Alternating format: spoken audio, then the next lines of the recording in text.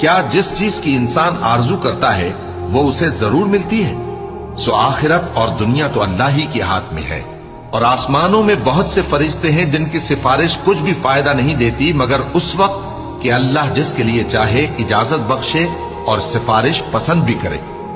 جو لوگ آخرت پر ایمان نہیں لاتے وہ فرشتوں کو لڑکیوں کے نام سے موسوم کرتے ہیں، حالانکہ ان کو اس کی کچھ خبر نہیں۔ وہ صرف خیال و گمان پر چلتے ہیں، جبکہ خیال و گمان حق کے مقابلے میں کچھ کام نہیں آتا۔